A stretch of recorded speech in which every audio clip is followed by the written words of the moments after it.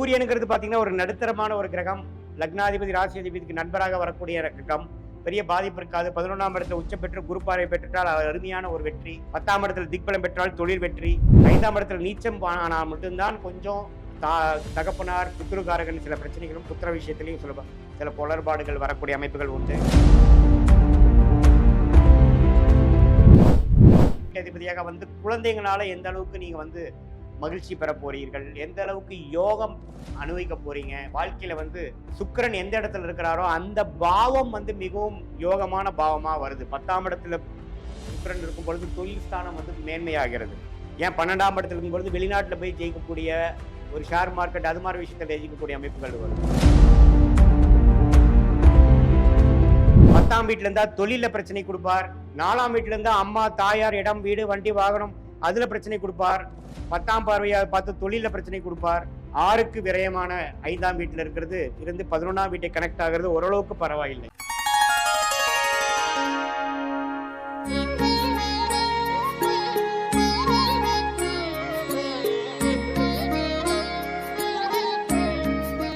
வணக்கம்.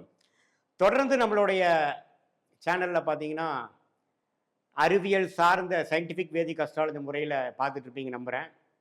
இப்போ பார்த்தீங்கன்னா மிதுன லக்னம் மிதுன ராசிக்காரர்களுக்கு எத்தகைய ஒரு ஜாதக பலன் வந்து கர்ம பலனாக ஒரு கிரகமும் உருவெடுத்து நமக்கு வந்து வரப்போகிறது. பிறக்கும் பொழுது ஒரு கிரகமும் நமக்கு இருக்கக்கூடிய ஸ்தான பலம் திக்பலம் திருக்பலம் பொறுத்து நம்மளுடைய கர்ம வினைகள் எப்படி வந்து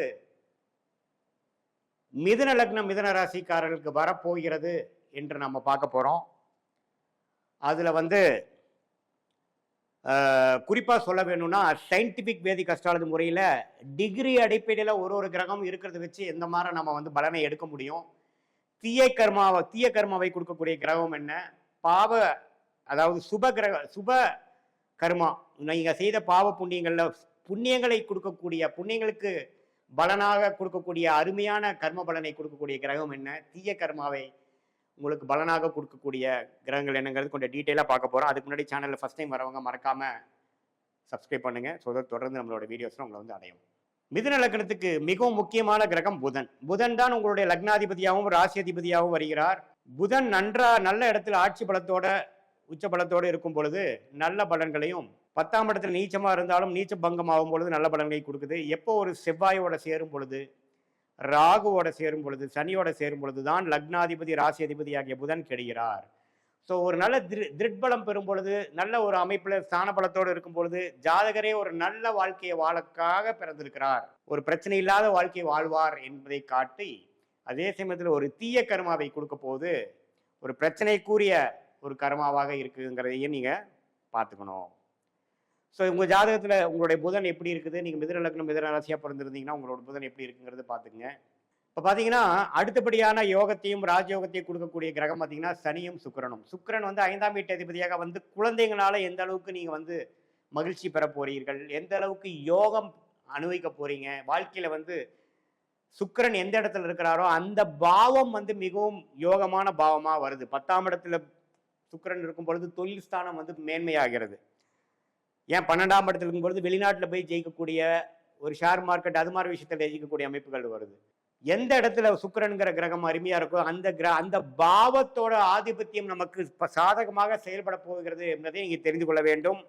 அதே சமயத்துல சனிங்கிற கிரகம் 8ஆம் வீட்டு அதிபதி 9ஆம் வீட்டு அதிபதியா வரதுனால உங்களுடைய பாக்கியங்கள் உங்களுடைய யோகங்கள் எல்லாத்தையும் கொடுக்கக்கூடிய ஒரு கிரகமாக சனி வருகிறார். சனி ஒரு திருட்பலம் பெற்று குரு பார்வை சுக்கிரன் பார்வை இது மாதிரி விஷயங்கள்லாம் பெறும் பொழுது உன்னமே வந்து திருட்பலம் பெற்று நல்ல ஒரு கர்ம பலனை கொடுக்கக்கூடிய அமைப்பு வருது. அதே சமயத்துல செவ்வாய் ராகுவோட சேரும் பொழுது பாவத்துவமான கர்மாவை நம்ம பெறுகிறோம்.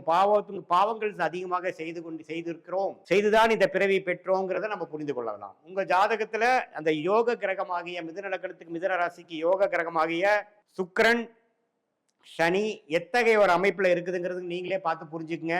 அதே சமயத்துல புதன் எவ்வளவு முக்கியங்கிறது நீங்க பார்த்து நான் முதலே சொன்னேன். புதனும் சுக்கிரனும் சனியும் மிதுன லக்ன மிதுன ராசிக்காரர்களுக்கு நல்லா இருந்து விட்டாலே வாழ்க்கையில பாதி ஜெயிச்சிடலாங்கிற ஒரு அமைப்பு. பட் தசாபுக்திகள்ங்கிறது ரொம்ப இம்பார்ட்டன்ட். உங்கள் தசாபுக்திகள் இந்த சுக்கிரன் சனி புதன் தசைகள் வராமல் செவ்வாய் ராகு குரு திசைகள் வரும்பொழுது கொஞ்சம் பாவத்துவமான நீங்கள் தீய கர்மாவை நீங்கள் சமாளிக்க வேண்டிய, வாழ வேண்டிய அந்த பலாபலன்களை நீங்கள் பெற வேணுங்கிற மாதிரி அமைப்பில் நீங்கள் பிறந்திருக்கீங்கன்னு அர்த்தம். ஸோ நீங்கள் எந்த அமைப்பில் பிறந்திருக்கீங்க, எந்த தசா பெல்ட்டில் பிறந்திருக்கீங்கன்னு தெரிஞ்சுக்கங்க. இதே பார்த்தீங்கன்னா வரக்கூடாத திசை, பிரச்சனைக்குரிய திசை பார்த்தீங்கன்னா செவ்வாய். 6ஆம் வீட்டு அதிபதி திசை, லக்னாதிபதி, ராசி அதிபதி ஆகிய புதனுக்கு பிடிக்காத கிரகமாக செவ்வாய் வருகிறார். அது 6ஆம் இடத்துல இருந்துட்டாருன்னா கேட்கவே வேண்டாம். பிரச்சனைகளோ பிரச்சனை, வம்பு வழக்குகள், உடல் உபாதை, அது மாதிரி விஷயத்தை கொடுப்பார். 12ஆம் வீட்டிலிருந்து 6ஆம் வீட்டை பார்த்தாலும் அதே பிரச்சனை தான் கொடுப்பார். 10ஆம் வீட்டில இருந்தா தொழில பிரச்சனை கொடுப்பார். 4ஆம் வீட்டில இருந்தா அம்மா, தாயார், இடம், வீடு, வண்டி, வாகனம் அதுல பிரச்சனை கொடுப்பார். 10ஆம் பார்வையா பார்த்து தொழில பிரச்சனை கொடுப்பார். 2ஆம் இடம் பார்த்தா குடும்பம், தனம், வாக்குஸ்தானத்துல பிரச்சனை கொடுப்பார். அது இருக்க வேண்டிய இடம் பார்த்தீங்கன்னா 6க்கு விரயமான 5ஆம் வீட்டில் இருக்கிறது இருந்து 11ஆம் வீட்டை கனெக்ட் ஆகிறது ஓரளவுக்கு பரவாயில்லை. மற்றபடி 8ஆம் வீட்டில் உச்சம் பெறுவதும் தப்பு. செவ்வாயோட தசை இல்லாமல் இருக்கிறது மிகவும் நன்று. அப்படி இருந்தாலும் ஒரு குரு பார்வை சுக்கிரனோட சேர்ந்திருக்கிறப்போ அவ்வளோ தீய பலன்கள் இருக்காதுங்கிறது நம்ம தெரிஞ்சுக்கலாம். அதே சமயத்தில் குருங்கிற பாதகாதிபதியாக வரார். பாதகாதிபதி பெரிய நன்மையை கொடுக்க மாட்டார். குரு பார்த்தீங்கன்னா எந்த இடத்துல இருந்தாலும் அந்த பாதகத்தை கொடுப்பார். அது குரு சனி செவ்வாயோட சேர்ந்து இருந்தாருன்னா அதோட சுபத்துவம், அதோட சுபகிரகத்தின் தாக்கங்கள் குறைஞ்சு ஒரு பாவகிரகமாக மாறி அதோட நல்ல பலன்கள் சரியில்லாமல் போகும். ஆதிபத்திய விசேஷம் இல்லாத கிரகமாக 7க்கும் 10 குரு வருகிறார். அது சில பிரச்சனைகளை கொடுக்கக்கூடிய அமைப்புகள் இருக்கு. குரு சந்திர யோகத்தில் இருந்தால் ஓரளவுக்கு பரவாயில்லை. குரு ஒரு 11ஆம் வீட்டில் இருக்கிறது கொஞ்சம் பரவாயில்லை. நட்பு வீட்டில் இருக்கிறது பரவாயில்லை. மற்றபடி பார்த்தீங்கன்னா 2ஆம் வீட்டு அதிபதியாகிய சந்திரன் ஓரளவுக்கு ஒளிப்புறுதிய சந்திரனாக இருக்கும் பட்சத்தில் தப்பு இல்லை. இதே பௌர்ணமி பக்கத்தில் இல்லாமல் ஒரு அமாவாசை பக்கத்தில் இருக்கும் பொழுது அந்த திருக்பல அடிப்படையில் சயின்டிஃபிக் வேதிக் அஸ்ட்ராலஜி பார்த்தீங்கன்னா ஒளி அடிப்படையில் தான் வந்து நடக்குது. அந்த ஒளி அடிப்படையில் வந்து ஒரு ஒளி கம்மியாக இருக்கக்கூடிய, குறைவாக இருக்கக்கூடிய சந்திர தசை நடக்கும் பொழுது சில பிரச்சனைகள் கொடுப்பார். ராகுவோட சேர்ந்தாலும் பிரச்சனை, கேதுவோட சேர்ந்தாலும் சில கர்ம வினைகள், தவறான கர்ம வினைகள் இருக்குதுங்கிறத நம்ம தெரிஞ்சுக்கிறோம். அதே வந்து ஒரு குரு பார்வையோட இருந்து சுக்கிரனின் பார்வை பெறும் பொழுது நல்ல கர்மாவை கொடுக்கக்கூடிய அமைப்புகள் இருக்குங்கிறது நம்ம தெரிஞ்சுக்கிறோம்.